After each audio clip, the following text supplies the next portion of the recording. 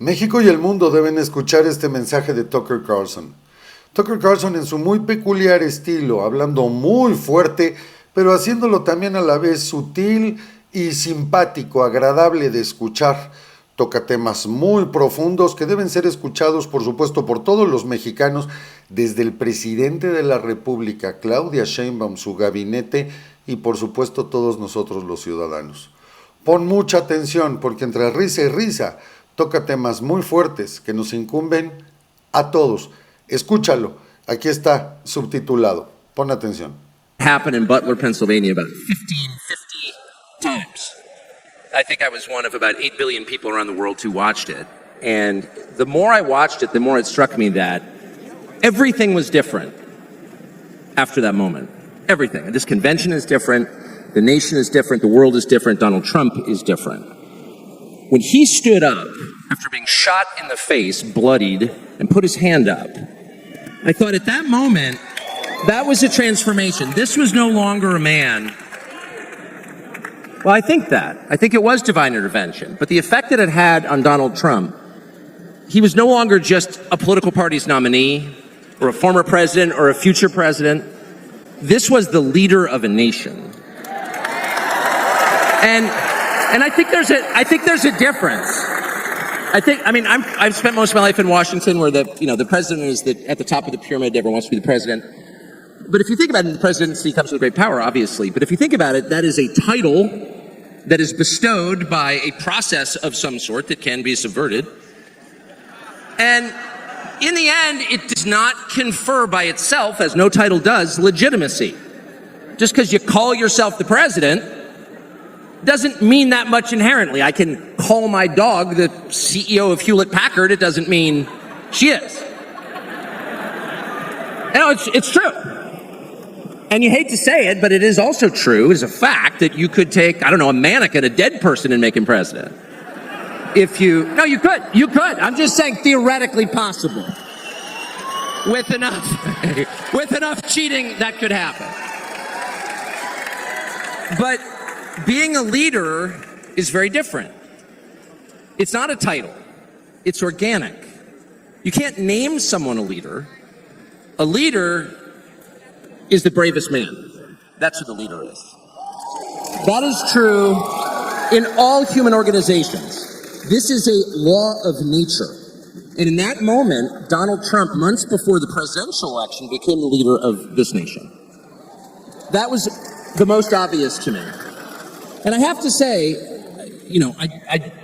I think it changed him. I reached out to Trump within hours of it that night. And what he said to me that night, having just been shot in the face, he said not a single word about himself.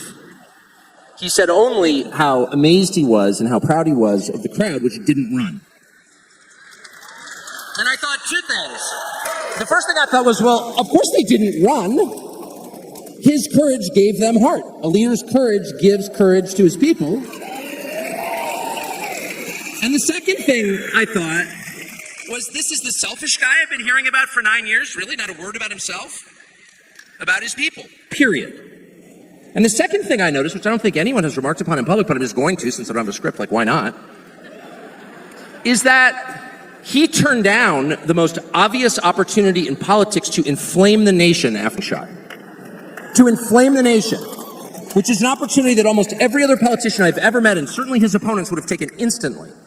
And they would have said, well, what is this? How did he get shot? Like, how did this happen? And those are real questions that we have to get to the bottom of. But in the moments, the days, the week after the shooting, he did not say that.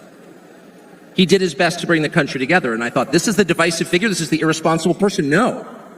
This is the most responsible, unifying behavior of a leader I think I've ever seen. So the question is, where is he leading us? And I could go on for hours, but let me just sum it up. I do think the entire point from the famous escalator ride 9 years ago until today of Donald Trump's public life has been to remind us of one fact, which is a leader's duty is to his people, to his country, and to no other. That's the point. That's the only point. And another word for this is democracy. Democracy, in case you're a little sick of being beaten in the face with democracy on television? Actual democracy is the proposition that the citizens of a country own that country. They're not renters, they're not serfs, they're not slaves, they are the owners of the country. And for that to be true, their leaders have to represent them, which is another way of saying they have to do what the people want them to do, or a close approximation thereof. But if they completely ignore what people want, not just 1 year, but generationally, say for 50 years, then it may be, I don't know what, it's not a democracy. And so I think the entire Trump project, paradoxically, is attacked as an enemy of democracy, is to return democracy to the United States. Hey, let's pay attention to what people actually want. And the lack of interest in that question in Washington is something that ultimately drove me out of the city after 35 years. Lawmakers stepping over the prostrate bodies of their fellow citizens ODing on drugs to go cast votes to send money to some foreign country. Yeah, actually, we've lost more Americans from drugs in the past 4 years than we lost in World War II. Yeah, our bloodiest war. More than we lost in World War II. Does anybody care? It is pathetic. It is pathetic. And do you hear a single word from Washington about doing anything about it? We know where the drugs are coming from. We know the supply routes. The U.S. military spent billions bombing the Ho Chi Minh Trail. You don't see our commander-in-chief suggesting that we use our military to protect our country or the lives of its citizens. No, that's for Ukraine. And it's too much, actually. It's too insulting. It's too insulting. It's a middle finger in the face of every American. It's a very clear statement, which is unmistakable. And that is, we don't care about you. And Donald Trump, whatever you say about him, and I think he's a wonderful person. I know him well. By the way, the funniest person I've ever met in my life, actually. You can't be funny without perspective or without empathy, which is true. But everything else about Trump aside, he actually cares because he's interested in the people who live here because that's his job. A father's job, his duty is to his family. An officer's duty is to his men. A president's duty is to his citizens. And he seems to be the only one who thinks that. And in his choice for vice president, J.D. Vance, he's made that really clear. J.D. Vance, I'll say this about him, is a thoroughly decent man, and I'll just admit it, a friend of mine, one of the very few politicians in Washington who actually is very close to his own wife, which is wonderful to see.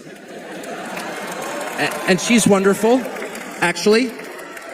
But J.D. Vance has views that are closer to Trump's voters than anyone else in Washington in office. Therefore, he's the vice president. That's called democracy. So I will stop on just one point, and that is what's happened over the past month since the debate, and particularly on Saturday in Butler. I think a lot of people are wondering, what is this? This doesn't look like politics. Something bigger is going on here. I think even people who don't believe in God are beginning to think, well, maybe there's something to this. Actually. And I'm starting to think it's going to be okay, actually. I do think that. In the day after the midterm elections in 2018, Antifa came to my house. The Democratic Party's militia, okay? I was at work. It was obvious when I was at work because it was public. My wife was home alone. They tried to come in through the front door. They terrorized her. She hid in her pantry. It was on television. It was horrible, actually. It was, I'm not whining about it. It wasn't getting shot in the face, but it wrecked our day. And the next morning, we're lying in bed, and the phone rings for my wife, and it's Donald Trump, who's not like a regular text buddy of Donald Trump's. She picks it up. Hello? Susie, it's Donald Trump. And it's coming through. I could hear it. I'm lying in bed. Oh. And the first thing he says is, I'm going to stand guard outside your house.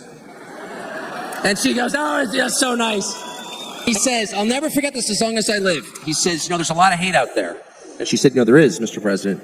And then he says, but there's a lot of love. There's a lot of love. And we are seeing that love. I don't think it's human love. And I'll just stop with this. I'm not always convinced that I'm on the right side. I've been on the wrong side many times. You'll never hear me say, I'm on God's side, or God's with me, or even I'm with God. I want to be, not sure I am. But I will say this unequivocally and conclusively. God is among us right now. And I think that's enough. God bless you.